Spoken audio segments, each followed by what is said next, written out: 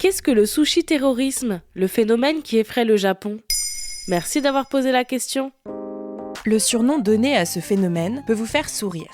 Mais le sushi-terrorisme affole le Japon depuis le mois de janvier 2023. Twitter et d'autres sites ont vu surgir des dizaines de vidéos. L'une d'entre elles a été visionnée plus de 100 millions de fois. Le décor est on ne peut plus japonais. Il s'agit d'un kaiten sushi, ces restaurants où un rail fait défiler les plats devant les clients qui peuvent directement se servir. On voit un adolescent apparemment surexcité commencer par lécher tout le couvercle d'une bouteille de soja, puis le rebord d'un verre. Et enfin, il se lèche le doigt et le passe sur 2 sushis destinés à un autre client. Sur d'autres vidéos, on voit des personnes lécher les cuillères destinées à servir les condiments. C'est un phénomène massif ? Non, pas du tout. C'est même plutôt des cas isolés. D'ailleurs, certaines des vidéos qui ont émergé en ligne dateraient de plusieurs années. Mais les conséquences, elles, ont été importantes.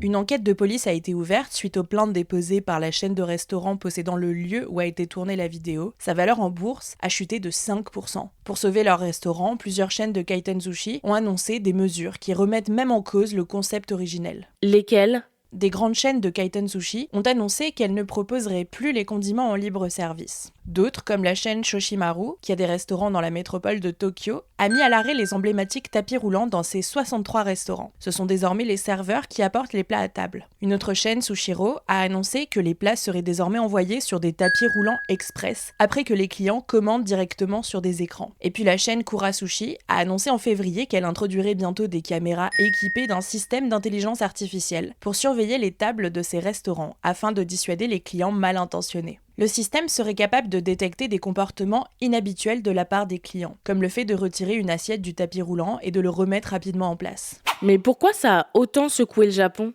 Comme vous pouvez l'imaginer, dans le contexte du Covid-19 qui n'est pas terminé, le public a été scandalisé, notamment sur Twitter, qualifiant ces comportements d'irresponsables. Le Japon est un pays extrêmement hygiéniste à l'origine. Beaucoup d'internautes regrettent que les kaiten sushi soient menacés alors qu'ils sont l'une des images emblématiques de la culture japonaise à l'international. Ils existent depuis 1958. Un restaurateur d'Osaka a eu l'idée qui s'est ensuite exportée dans le monde entier, à une époque où le Japon est en plein boom économique et construit son image sur l'efficacité de la production et les technologies de pointe. À l'époque critiquée par les puristes et les maîtres sushi, les kaiten sushi ont rendu ce mets à l'origine luxueux plus accessible à une grande partie des Japonais, que beaucoup n'avaient jamais goûté. Voilà ce qu'est le sushi-terrorisme.